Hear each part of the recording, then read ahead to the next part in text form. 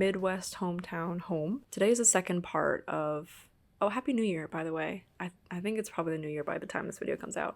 But I wanted to go over the second part of my 2025 in review video. This one I think will be relatively brief.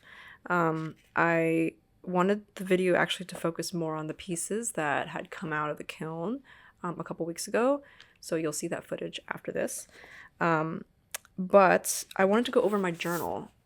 So this is like my personal relationship to ceramics part of the video. So something I've been doing in 2025 is I've been habit tracking a bit more rigorously. I keep track of my sleep and I keep track of everything I did one day or every day. So here's like an example. These are all my habits here, and this is my sleep. And I do that every month, and then I also have like journal entries as well. More related to this video, I do keep track of every day that I worked on something pottery or ceramics related. It's pretty obvious what I worked on and when. Early on in the year, I had been recovering from like a sickness, and I also was traveling, so not a lot of time early in the year. And later on in the spring, I was launching the business. And then later on in the winter, mostly December, I was making a bunch of graphics for the launch of the social media again. But if we look at month to month, and we're talking just about like the percentage of days that I worked on something somewhat ceramics related, at least like 30 minutes to an hour. January was 9.6%, February 25%, March 41.9%, April 46.7%, May is 87.1%, June 30%, July I'm skipping because I was traveling, August 32%, September I'm skipping again because I was also traveling, October 22.6%, November 33.3%, and December 95%. And again, those are a percentage of recorded days that I actually worked on something ceramics related in any capacity. I think my general hope is that I did spend a lot of time doing a lot of setup in the spring and in the winter, but that hopefully will be fruitful in 2026, in that I have to spend less time on doing that and more time on just like production and like getting content out and stuff like that. Okay, so I'm picking up some pieces. Let me just walk you through my thoughts. Okay, so my 3 strawberry bowls ended up pretty good. The coloring turned out really lovely, and I'm quite happy with how that is. There are a few spots where I think I could have applied the glaze a little thicker, but in general, this is like exactly what I was going for. Lovely. All 3 bowls, the glaze and everything on the outside turned out fine. I did see some issues. They're not really issues, honestly, but they're just my personal preferences. There's a sharp spot in the bottom of this. It might have been a piece of dust from the kiln shelf. In here, there's maybe a missing spot of glaze, so that's actually a reason for this to be a second. So that's probably going to be the odd one out of the 3. And then the last one actually didn't really have any issues, but there's some kind of like blue spots in the bottom. I don't really know what that is. It could just be impurities that got mixed in to the clay body when I was throwing. Honestly, this one's pretty much perfect.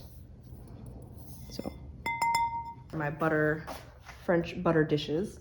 And similar situation here where I think the clear glaze, just there wasn't enough of it, but I kind of like the effects actually. It's like more texture in the hills, so it's fine with me when the glaze is a little bit has pulled away a little bit on the outside, because the inside is really what needs to be food safe and the outside is not as necessary. There's also an imperfection here.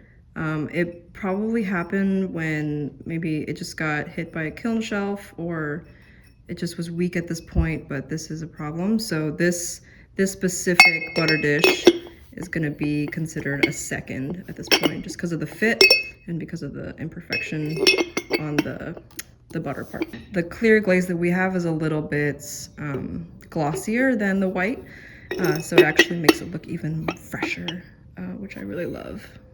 So I had made 6 of them for a 4-piece commission. They turned out really nice, I think. So this is an example of me applying underglaze and then carving it away. So there's thicker kind of fluting at the bottom of the swoop and then thinner at the top. That helps take away some weight, and it also just helps visually ground it to the ground. And I just think they look beautiful. There are a couple that have imperfections, which I saw when we were already in the bisque phase. So I got a couple cracks here, you can see. This already started to show up after the first firing, so I just knew there's nothing I can do at that point, really. But the cracks don't go all the way through, so it's still considered food safe and can still be used as such. These are just not cute. Otherwise, I think they're pretty solid. I think 5 out of 6 are acceptable, and the last one that I showed you was the second. The one thing I guess I could improve on is like the weight is slightly different between all 6. I did throw them and trim them at different times, so that's kind of just the result of that happening. It's like a short-term memory situation. Like if I throw them all at once, it's a little bit easier for me to make them all consistent. Not that it's guaranteed, but you know, perks of making handmade stuff.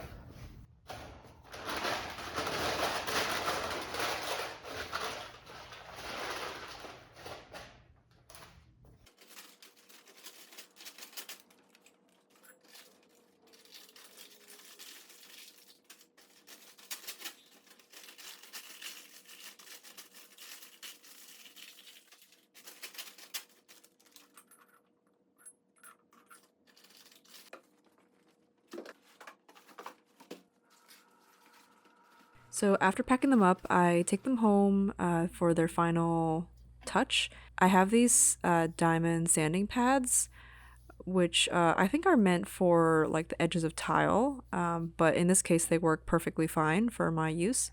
There's 3 or 4 grits, and I make sure that I sand the bottoms and the edges of all the feet of all my pieces. It's always really important to sand the bottoms of these to the highest grit available so that we don't scratch people's surfaces, like countertops and desks and whatnot. It's also good for me to just like look at every single piece again in detail to see if I missed any flaws or whatever from the studio.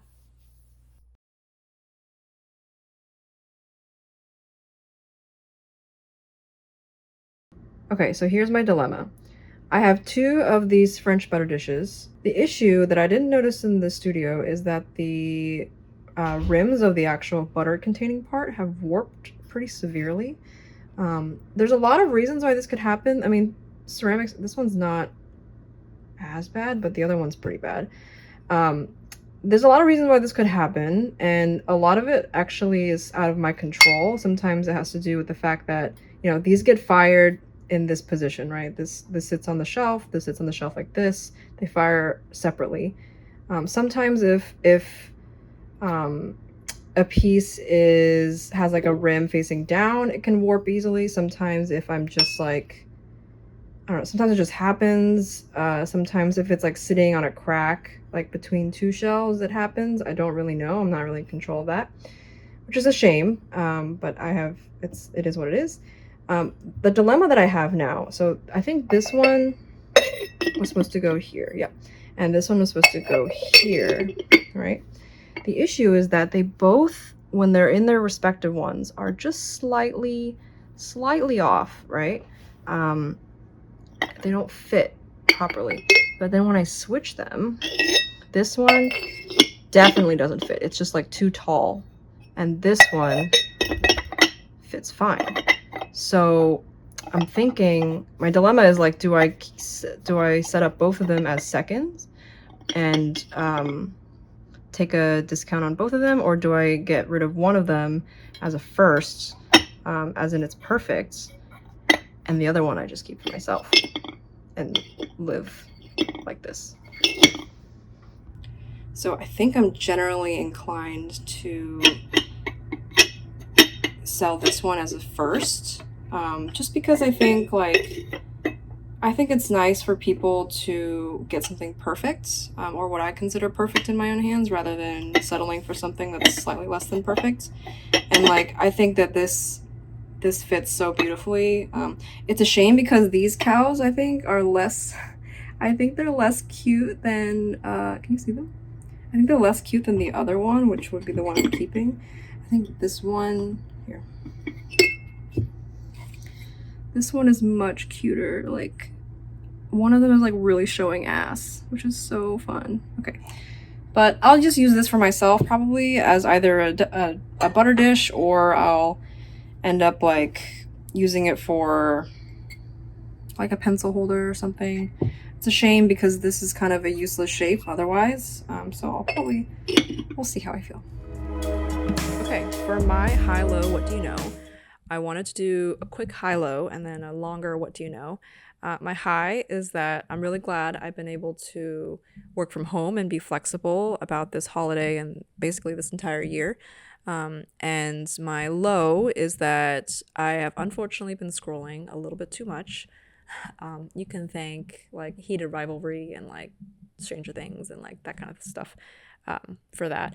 And then my what do you know is I've just been thinking about this specific moment in my childhood. I'm back home in my hometown where I was born and raised. So, you know, that kind of brings up like memories and like well, cringy moments. So back in the 2000s, it was a pretty common, like popular thing to have like a bunch of friends, like a bunch of girlfriends over for a like a sleepover, right? We would play games and eat food and get pizza, and then in the morning their parents would come and pick them up. And so I did that for like my 10th or 11th birthday or something like that. We had a great night. We all went to bed late. Myself and like a pretty good friend of mine had woken up early, and we wanted to we had this bright idea to make breakfast for everyone. So we did, and it was just like basic American breakfast. I mean, I was 10, right? So it was like toast, butter, eggs, and bacon or something like that, and maybe like pancakes. I don't remember.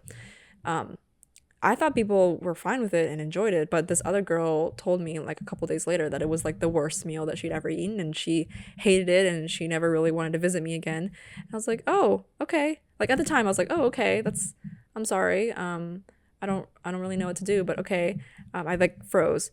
Looking back at it now, I'm like, oh, that was definitely like bullying, very relatively mild bullying, but still bullying. That definitely contributed to my interest in hosting. It contributed to my people pleasing factor, something that I'm working on, and it definitely is the reason why I'm not friends with that person anymore, which I'm perfectly fine with. I don't think I'm friends with anyone from my hometown. Anyways, I know I throw really great parties now, so it really does not matter at all, but I was just thinking about it. So okay, all right, talk to you guys soon. Next video I'll probably be back in New York. So I'll see you then. Okay, bye.